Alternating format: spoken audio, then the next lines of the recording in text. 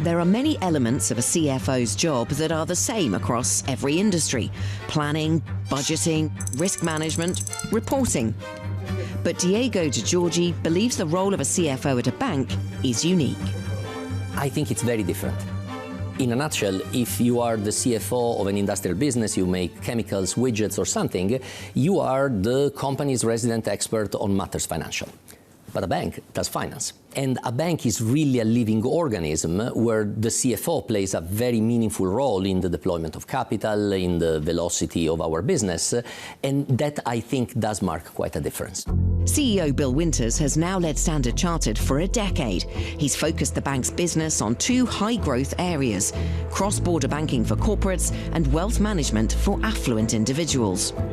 2 years ago, he brought Giorgi on board to help propel his plans forward. How would you describe the role of a CFO in a bank? What are you looking for? Of course, you need to be numerate, and you need to be able to digest some relatively complex concepts and contexts. I was hopeful that we'd also have somebody who was fundamentally strategic.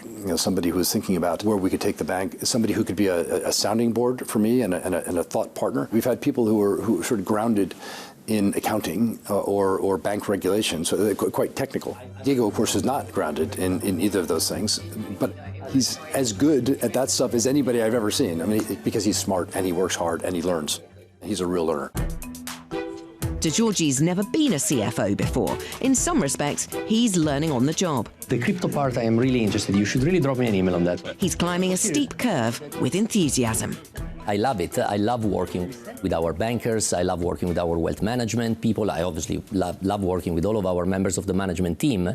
And also facing the client. Since Winters and Giorgi joined forces, Standard Chartered's results have stayed on an upward path, and its leaders are clearly on the same page. In life, I've always been seeking mentors, and I've been very fortunate to find them. And Bill is one of them. I mean, Bill has an incredible wealth of experience, both at Standard Chartered and before, and also has an uncommon ability to sort the wheat from the chaff. Diego's got a particular style. He's extremely detail-oriented, and so it gives me a chance to step back and be maybe a little bit more strategic, a little bit more future of. He obviously sets the strategic vision for the firm. I help him as the other executive director of the bank, but then I set out with the management team to translate that strategic vision into actions every day. If he has a strong view, I definitely know it, and I really feel like what we're doing together is building our next generation.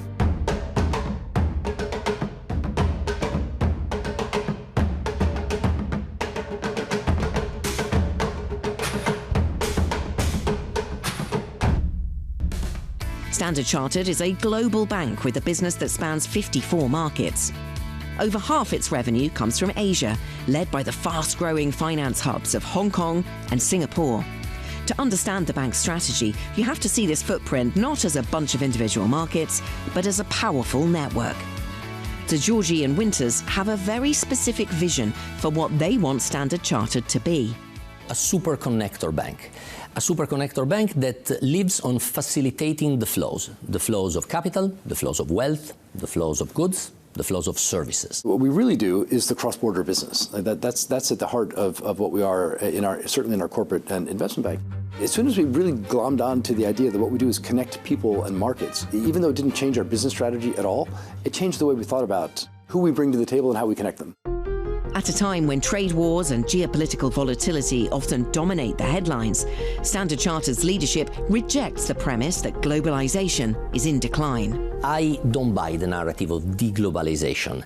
I think that globalization is alive and well. It's just that it's different. It's not diminished. It moves in different ways. It's getting more complicated for people to connect. Yes. The desire to connect is greater than ever. And in fact, the desire to create new connections is greater than ever because old friendships are falling away or at least becoming stressed. Whether it's the reshuffling of supply chains, exit markets, a decision where to put a new manufacturing facility, how to readjust your portfolio, those decisions are more complex, but they are still getting taken, and we are there to help. And the value of our services, I think, has gone up. Complexity brings with it a friction cost, but for sure that incremental complexity gives opportunities to those who can solve the problems that our clients are coming up with. They've come to rely on us for just our thoughtfulness around the ways that they can navigate the current world. Complexity and friction have been hallmarks of the global economy in 2025, and traders, on the whole, have benefited. For Standard Chartered, episodes of volatility have driven global markets income higher, on top of stronger flows within its cross-border network. What is emerging is that our heartlands, Asia is really the engine of growth of the world. It's 40% of all FDI, 40% of all of the flows of trade and goods. It's where a lot of the growth of the world is taking place today. What is emerging is that countries continue to interact and the flows continue, they've just taken different directions. So tariff and trade tensions and noisy politics, these are not necessarily bad things for a business that specializes in international connections. They create noise, and noise at times create headwinds. But if you are ahead of the curve, if you have looked at what your clients are doing, and if you really focus on your clients, you can turn it into tailwinds. One path to stability in a noisy macro climate could be a focus on wealth management. Standard Chartered plans to invest heavily in this business, and it's set ambitious targets. We are the third largest wealth manager in Asia. It's a business that has been growing in double-digit quarter after quarter. It's a business in which we attract over $10 billion of net new money every quarter. It's clearly propelled by very strong secular trends. 2/3 of the affluent population of the world 5 years from now is going to be in Asia. While we are active across the entire continuum of wealth, we are particularly laser-focused on affluent customers. These are very loyal customers. They are very long-term savers. They are anchored to the bank oftentimes by an important product, a life insurance, a mortgage, something that is really important for the management of their financial life. In Asia and Middle East and Africa, most of our relationships start with people that have a transaction account. So they make deposits, they make payments, they pay their bills, they pay school fees. As they either develop wealth or as they bring us into their wealth equation. Do you see more and more people then transitioning from a sort of savings relationship with you into an investor relationship Absolutely. with you? And is that happening quite quickly? It's happening quite quickly, and it's been accelerating over the past few years. Cross-border banking and wealth management are two elements of Standard Chartered's plan to accelerate growth. Another element is innovation. It's launched 2 digital banks, Mox in Hong Kong and Trust in Singapore. And it's expanding digital asset services as well. The Genius Act that the United States Congress just passed, that President Trump just signed, really does give us the first regulatory framework for dollar-based stablecoins, and I think that will take off quite quickly. What you're seeing in banks around the world is an embrace of distributed ledger technologies, the ability to move value from one bank to another, from one country to another, seamlessly and cheaply, is crucial for the payment system and for any bank to be a part of. I think if they get left behind on that particular wave, they're going to be very, very sorry. In July 2025, Standard Chartered became the first major bank to enable spot trading of cryptocurrencies. Winters and Giorgi say they're taking necessary steps at a moment of transformation for global finance.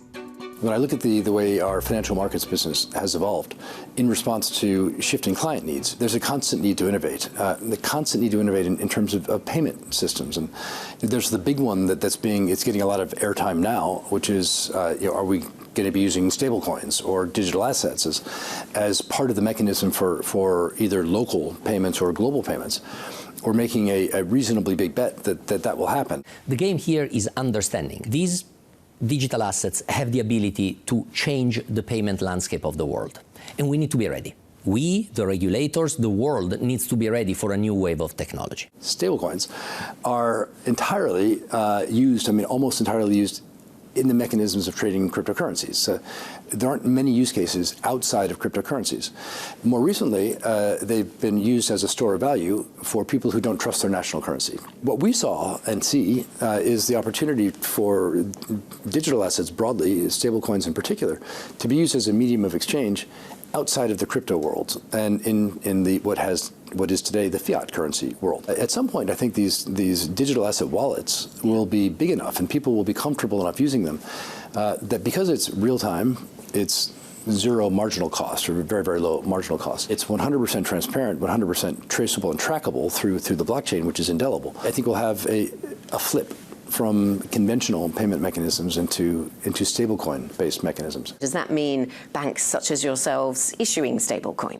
We could. We are issuing Hong Kong dollar stablecoins today. We're in a sandbox for tokenized bank deposits in Hong Kong. We're effectively issuing tokens related to trade finance in Singapore. So it's all on the table, but we're always going to tie it back to what our clients want and need. Because if we don't get that one right, the rest doesn't matter.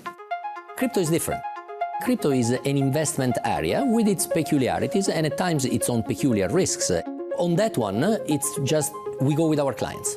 And actually our regulators are quite happy that we get involved because that way they get a clear view of what is happening in this potentially exciting new area of the world. The market capitalization of both type of instruments, crypto and digital assets, are both very low. Stablecoins today have $20 billion of flows a day. It's less than 1% of the flows of the payment system in the world. But because they have the ability to be very helpful in use cases, particularly in retail to begin with, but then potentially on the wholesale side, I think we will see a lot more of them. And will they be issued by mainstream banks? Will Standard Chartered be issuing stable coins? Is that where the future goes? The potential is for a wide variety of players to issue. The real question is what controls will exist. Because if you want a stablecoin to trade like cash, you need to make sure that it's backed by the appropriate type of reserves. That's the focus of the regulators. Coming up, I visit the Standard Chartered trading floor with Diego Giorgi. One big takeaway: culture counts. I might be the CFO, I might be the numbers guy, but I spend a lot of time with our strategy and talent officer talking about people matters. This is Bloomberg.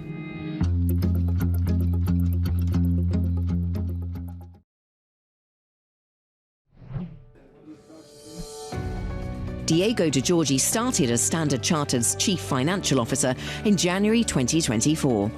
Though he'd never been a CFO before, he brought 3 decades of experience in financial services.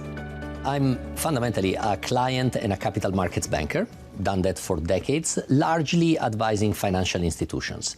And while I was doing that, I was running large multi-billion-dollar global businesses on the corporate and investment banking side of the house. And you were a CEO of a business, a smaller business previously. Did that give you an insight and prepare you in some ways for the role that you're playing today? So in 2 ways. One is that that business was focused on looking for opportunities to invest largely in financial technology. It gave me the opportunity to learn a field that I was not necessarily very conversant with. The other thing, though, that it taught me is that I actually thrive in organizations like this one.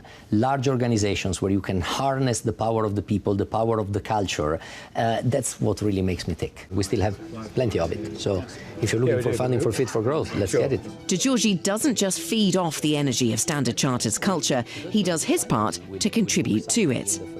I like very much sharing knowledge. At the bank, I am the learning champion for the bank. I run our book club, which has thousands of participants. And I spend time at universities being a guest lecturer because I love the interchange and, to a certain extent, the mentoring with younger people. Standard Chartered is 2 years into an extensive renovation of its main headquarters in the City of London. That investment reaffirmed its commitment to London as its home base, a notable signal from a bank with so much of its business on the other side of the globe. London is home. And it's home because it's one of the deepest capital markets in the world. It's got a great talent pool. We can hire excellent people here. We can attract them. It's a liquid market. All of the investors of the world either operate from here or have an outpost operating from here. Speaking of its status as a leading financial centre, post-Brexit, a lot of people ask questions about whether that would be sustainable. And we've seen that playing out over the last few years. How do you think that conversation has evolved? I think it's a moving target.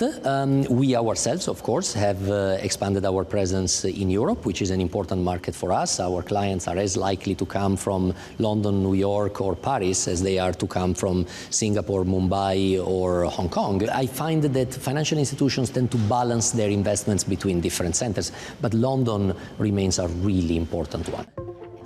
Giorgi took me to an area of the London office that few clients get to see, but where much of the bank's business gets done.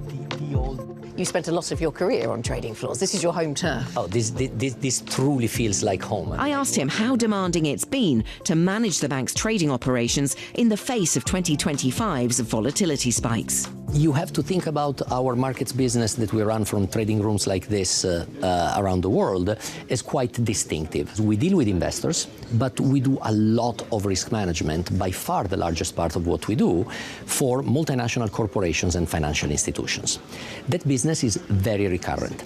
It's very recurrent because we know how much they will need to hedge, to manage, and as a consequence, that business is very valuable, and that business definitely benefits from volatility, but does not need volatility to thrive. The way that we think of it, it's about 70% of Standard Chartered's market activities are what we call flow, and they are exactly this management of risk. This is very recurrent and grows at about 10% per annum. The rest fluctuates, so there will be fluctuations, but we have a very solid base. Standard Chartered's global reach demands a global workforce. Attracting and retaining employees is a priority for any bank and a challenge. What is the competition for the right talent like at this point in the banking industry? Intense. It's always been intense, but it's particularly intense as a lot of different things happen and a lot of change goes through the industry. Our advantage is the spread of our network. We compete for talent everywhere. In many parts, though, of our network, we are truly the employer of choice because we represent an international bank for the graduates of that country. There are countries in which we might be the only international bank. That's a great calling card for us. It comes back again to culture, and Giorgi sees human capital as central to his role. I might be the CFO, I might be the numbers guy, but I spend a lot of time with our strategy and talent officer talking about people matters. That's why skills are at the center of what we do. Providing our people with the right skills, upskilling them, sometimes reskilling them when a particular role is becoming less important, but that person is very strong and we can deploy them somewhere else. That's very much at the core of what we do with our people. Coming up, Standard Chartered has high expectations for its investment in AI. I think the set of tools around AI will be amongst the most powerful in my working life. I expect maybe the most. And those tools are changing the game for CFOs. Today, we talk to our numbers and our numbers talk back to us. That's one of the great powers of AI. This is Bloomberg.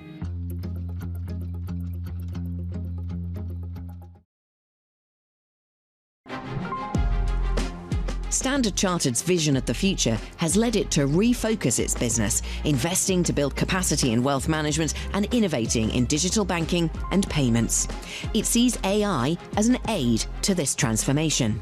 AI has the ability to fundamentally allow us to invest more in the areas that grow the fastest, while automating and changing the way that we do other things.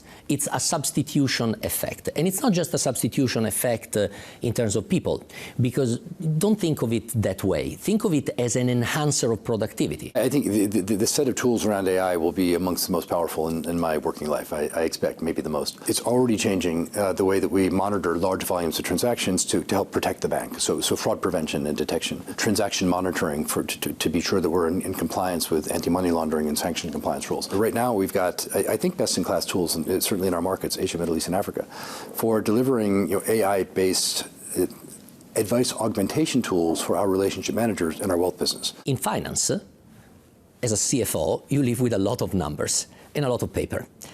You used to have to look at those numbers and that paper. Today, we almost talk to our numbers. We talk to our numbers and our numbers talk back to us. That's one of the great powers of AI. While the outlay on technology may be significant, it's aimed at eventual cost savings. The bank's Fit for Growth initiative aims to streamline systems and cut expenses over 3 years.